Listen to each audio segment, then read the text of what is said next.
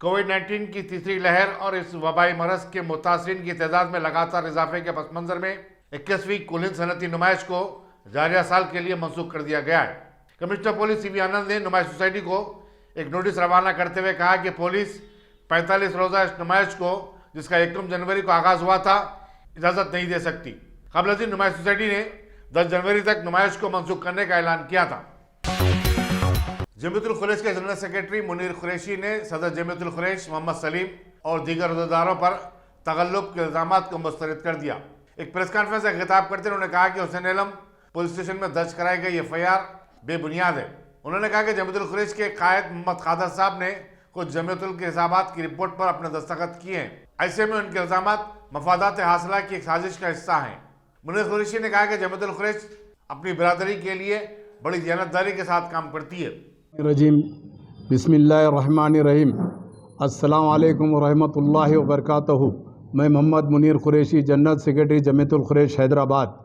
मैं अपने कुरैश बिरादरी से ये कहना चाहता हूँ और उनको ये बताना चाहता हूँ कि एक FIR दर्ज हुई हुसैन आलम PS के अंदर, जो कादर साहब ने किया है।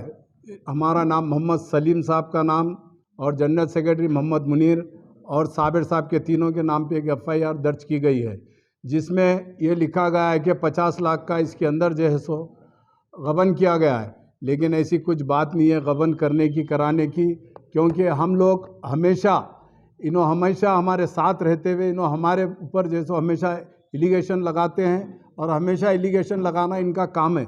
हम ये नवाब साहब और कादर साहब ये दोनों हमेशा जमात को नुकसान पहुंचाते हैं और पहुंचाते रहते हैं।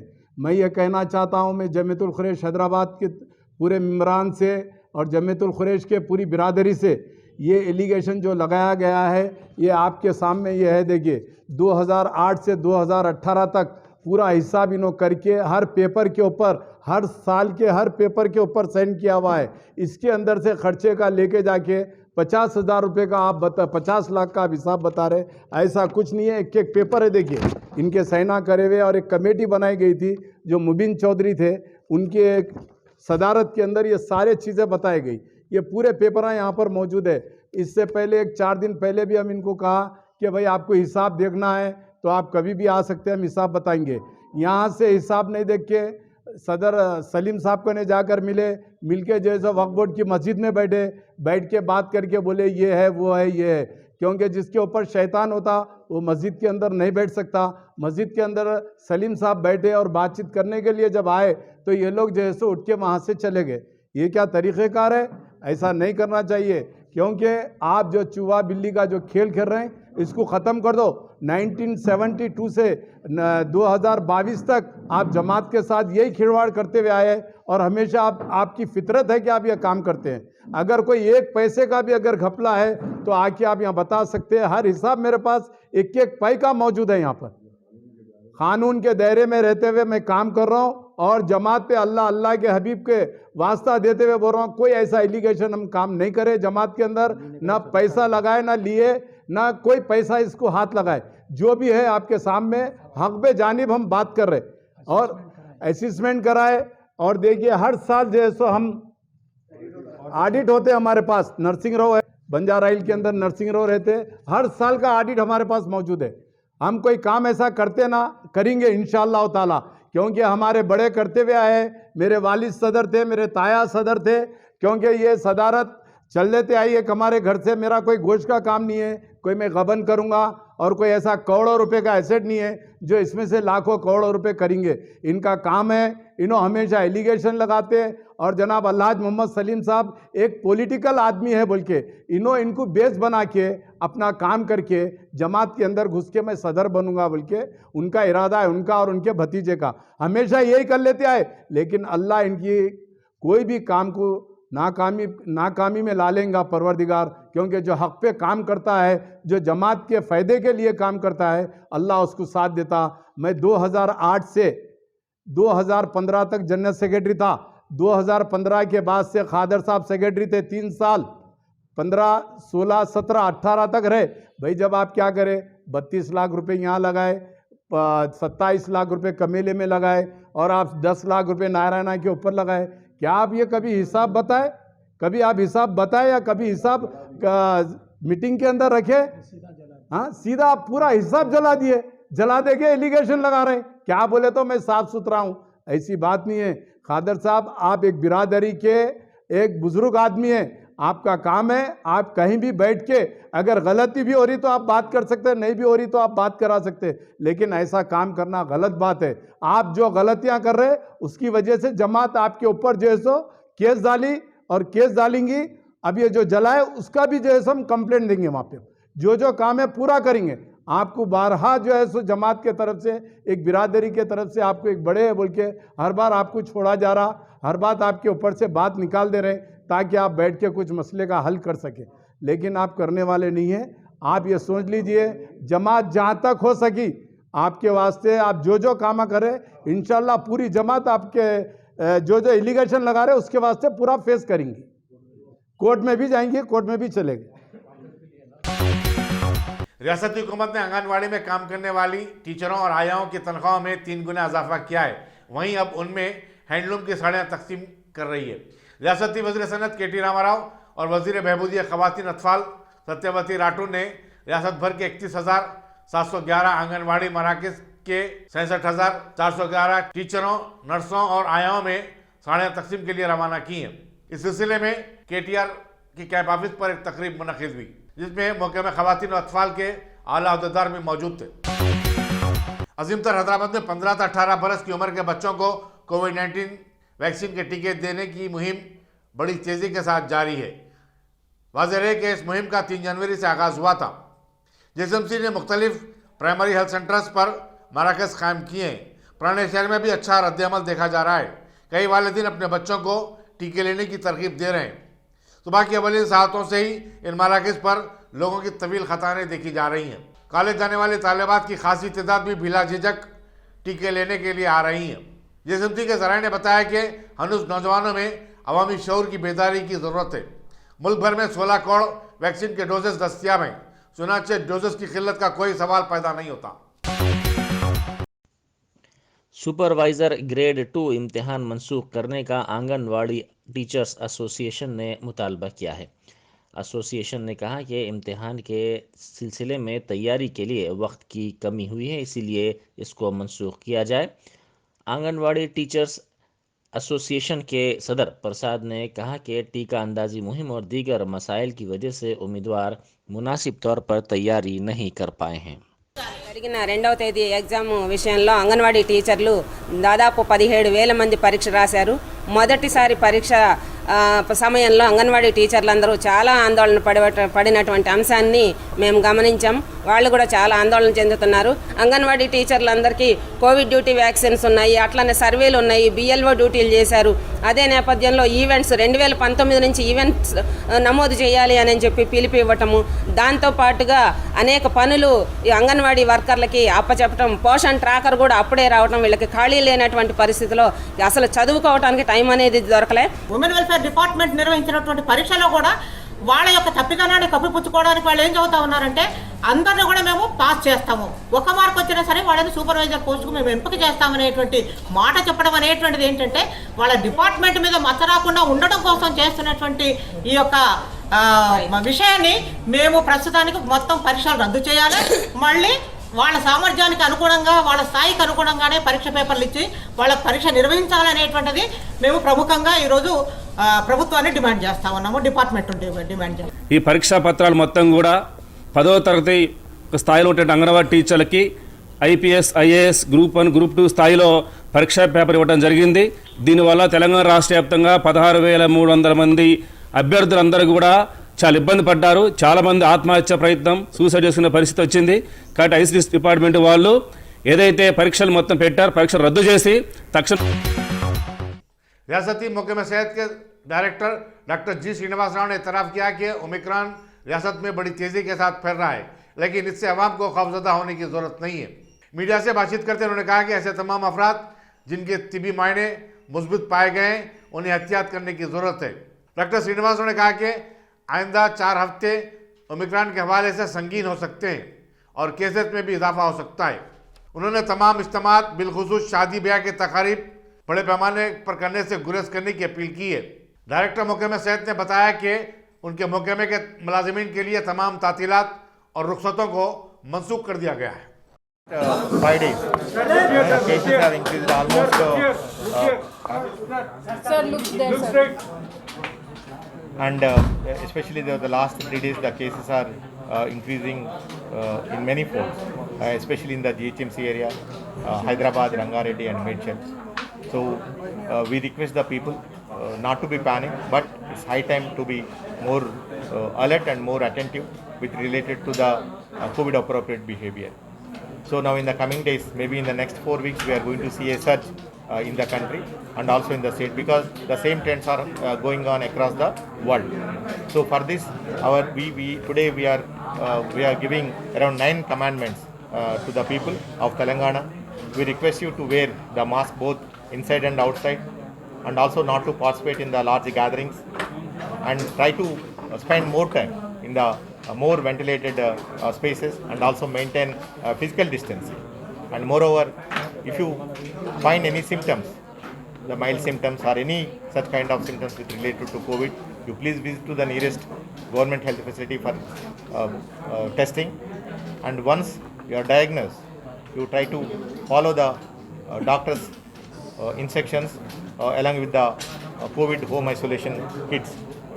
And most of the people in this third wave time require home isolation, because almost 90% population required only home isolation, and rest of the 9% people who are having mild symptoms also can manage themselves with the home care kit at their home itself. And also, if somebody is not vaccinated till now, whether it's the first dose or second dose, you please go to the nearest vaccination booth and get the job done. And in the coming days also, there are so many festivals are coming, especially in Telangana, like Sankranti and other festivals. And also there will be a lot of traveling will be happening. So my request, if it is required, only you have the travel. So otherwise try to spend or celebrate these festivals along with your family members. And also with related to the admissions. Now due to the panicness or other apprehensions, people are, once they are found positive, people are immediately going to the hospitals to get themselves admitted. My request, humble request to all of them is, now not even 0.5% people are required in the hospital admissions in this third wave are due to the Omicron, being the most of the people are having either asymptomatic or mild symptomatic. Okay, only with the hospital doctor's advice only, you please get yourself admitted. And also with related to the treatment protocols. Now the government of India has given lot of treatment protocols. Hyderabad international convention centre में 7 और 8 जनवरी को e-governance पर एक 2 रोज़ा कौमी conference मुनक़िद होने जा रही है। इसका मौजू वबाई दुनिया के पस मंज़र में डिजिटल गवर्नेंस की अहमियत रखा गया है। मरकज़ी ममलिकती वज़ीर science and technology doctor Jitendra Singh मेहमान खुसूसी होंगे। रियासती वज़ीर इंफॉर्मेशन टेक्नोलॉजी KT रामाराव सदारत करेंगे। CBI ने हैदराबाद की खानगी कंपनी पर हैदराबाद की बैंक ऑफ बड़ौदा को 44 करोड़ 60 लाख रुपए का धोखा देने का एक मुकदमा दर्ज किया है। बंजारा हिल से चलाई जाने वाली एरो ब्लॉक्स प्राइवेट लिमिटेड के डायरेक्टर्स N Prasanna Kumar, S Prasad, N Lakshmi Prasanna और एन विजय लक्ष्मी बताए जाते हैं और रिहायशी मकामात पर धावे के दौरान कई दस्तावेजात जब्त किए गए, जिससे इस बात की तौसीक होती है। CBI ने विशाखापट्टनम की यूनियन बैंक ऑफ इंडिया की शिकायत पर आंध्र प्रदेश के जिले प्रकाशम की एक खागी कंपनी के खिलाफ मुकदमा दर्ज किया है, जिस पर बैंक को 228 करोड़ रुपए का धोखा देने का इल्जाम है। नार्जुन और वेस्ट जोन की पुलिस टास्क फोर्स ने पंजागुट्टा, नारायणगुड़ा और तिरुमलगिरी के इलाकों में मुख्तलिफ मकामात पर बैक वक्त धावे करते हुए मंशियात का कारोबार करने वाली एक बैनुल रियासती टोली के 7 अरकान को गिरफ्तार कर लिया है और उनके कब्जे से 16 लाख रुपए मंशियात और नशा आवर गोलियां बरामद की। कमिश्नर पुलिस CV आनंद ने एक प्रेस कॉन्फ्रेंस से खिताब करते हुए बताया कि पंजागुट्टे में 27 साल नौजवान इमरान बाबू शेख को गिरफ्तार किया गया। वो मुंबई के मगरबी अंधेरी इलाके का रहने वाला है।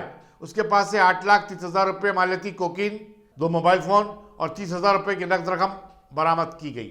शांति टाकिस नारायणगुड़े के पास जिन 3 अफराद को गिरफ्तार किया गया, उनमें 31 साल सैयद रशीद अहमद खान गुजरात के शहर वापी का मुतवत्तिन है, जबकि 24 साल नजीबुल हसन शेख मुंबई का रहने वाला है। वो चादरघाट के सैयद जाफर हुसैन के साथ मिलकर कोकीन फरोख्त करने की कोशिश कर रहे थे। उनके पास से बरामदशुदा मंशियात की मालियत 6 लाख रुपए बताई जाती है। तिरुमलगिरी में 22 साल अनिरुद्ध और के अविनाश के पास से 1,66,000 रुपए मालियती मंशियात जब्त की गई, जो कि गोवा से हैदराबाद लाकर फरोख्त करने की कोशिश कर रहे थे। तीनों को अरेस्ट कर लिया गया है। इनका साथी जो है इब्राहिम, वो मुंबई में रहता है, वो अब तक मिला नहीं है, उसके लिए इन्वेस्टिगेशन जारी है। और तीसरा गैंग है गोवा से जो सप्लाई हो रहा है, उस पर कोई अनिरुद्ध एलियास सोनू एलियास डिन्नी अपने शहर के ECL दम्माईगुड़ा में रहता है। ये ग्राफिक डिजाइनर है। तो ये गोवा जाने का आदत इसका है, वहां पर जाके ड्रग्स कंज्यूम करके एक्सटेसिव पिल्स और LSD ब्लॉट्स कंज्यूम करता है। तो ये वहां पर एक्सटेसिव पिल्स 3,000 में एक और LSD ब्लॉट्स 5,000 रुपए में एक मिलता है। तो उसको पता लग गया कि यहाँ हैदराबाद में इसको हायर रेट में बेच सकते हैं, तो ऑलमोस्ट डबल कॉस्ट यहाँ पर उसको मिल रहा है। तो उसको एक दोस्त मिल गया अविनाश, जो TKR कॉलेज के पास LB नगर में रहता है। वो उसको कोई नौकरी नहीं है, तो ये दोनों मिलके ये करने का प्लान किए थे न्यू ईयर के अवसर पर। और जब अविनाश जाकर वहां पर 28 एक्सटेसिव पिल्स और 19 LSD ब्लॉट्स खरीद कर लेकर आया, थोड़ा कंज्यूम किया और बाकी ये अनिरुद्ध के द्वारा यहाँ बेचने, अविनाश के द्वारा यहाँ बेचने, फोर्स द्वारा पकड़ा गया गैंग, ये सैयद कासिम हुसैन अपने काला डेरा चादर घाट में रहता है, मार्बल वर्क्स करता है, ये 30 साल का है। ये सईद रशीद खान एलियास बाबा और नजबुल हसन शेख, ये कलीना मुंबई, और एक बाबा है वापी गुजरात, वहां के रहने वाले हैं दोनों। इन दोनों के साथ इसका कांटेक्ट बना, क्योंकि ये मुंबई जाता था दूसरे कामों पर, उनके साथ कांटेक्ट बना और ये ड्रग्स का जो है डिस्कशन में आया कि हैदराबाद में भी आप करो, आपको फायदा होगा। तो इसके 2-3 बार पहले कर चुके हैं। ये बार हमको इन्फॉर्मेशन आया कि ये लोग करने वाले हैं न्यू ईयर के ओकेजन पर। तो ये लोग MDMA ड्रग्स 1 ग्राम 3,000 रुपए पर खरीद के हैदराबाद शहर में इसको 8,000 से 10,000 तक 1 ग्राम में बेचते हैं। इतना प्रॉफिट है, तो इजी मनी हो गया। और ये दोनों मिलकर हैदराबाद फैसल से मिलने आए। हमको इन्फॉर्मेशन था कि ये आने वाले हैं, उनको ट्रैक कर रहे थे। जब ये नारायणगुड़ा एक लॉज में थे और तीनों का मीटिंग हो रहा था, उस समय पर हमने रेड करके इनको अरेस्ट किया है। 15 grams of cocaine, 45 grams of MDMA, 6 lakh worth का ड्रग सीजर है ये। कौमी शाहरा 65 पर असनापुर के करीब चाशंबी की रात हुए एक भयानक हादसे में 3 अफराद हलाक हो गए। बताया जाता है कि एक तेज रफ्तार लारी ने संगारेड्डी जाने वाले ऑटो रिक्शा को पीछे से टक्कर दे दी थी। 3 शदीद जख्मियों को पटनचुरू के दवाखाने में शरीक करवा दिया गया है। पुलिस पटनचुरू एक मुकदमा दर्ज करते हुए मसरूफ़ तहकीकात है। रेनबो चिल्ड्रंस हॉस्पिटल हैदराबाद के 2 माहिर अतफाल कार्डियोलॉजिस्ट डॉक्टर के नागेश्वर राव और डॉक्टर श्वेता बकरू ने म्यांमार के वज़ीर-ए-आज़म के 9 माह के पोतरे के खल्ब की कामयाब सर्जरी अंजाम दी। ये दोनों इस सर्जरी के लिए गुज़िश्ता हफ्ते म्यांमार के साबिक़ दारुल-हुकूमत यंगून गए हुए थे। ये बच्चा गुज़िश्ता कई दिनों से आर्ज़ खल्ब में मुब्तला था। हिंदुस्तान और म्यांमार के दरमियान इश्तराक और ताउन के माहदे के तहत ये इलाज मुमकिन हो सका। साबिक़ सदर जमहूरिया APJ अब्दुल कलाम ने अपने दौरे के दौरान ये माहदा किया था। डॉक्टर नागेश्वर राव बच्चों के इलाज और मुआलजे के सिलसिले में कई बार म्यांमार भी जा चुके हैं। उन्होंने मकामी डॉक्टरों को इलाज की तरबियत भी दी है। बजाज इलेक्ट्रॉनिक्स ने 50 लाख रुपए नकद और 40 अल्टो कार्स बम्पर ड्रा के इनामात हासिल करने वालों के नामों का ऐलान किया है।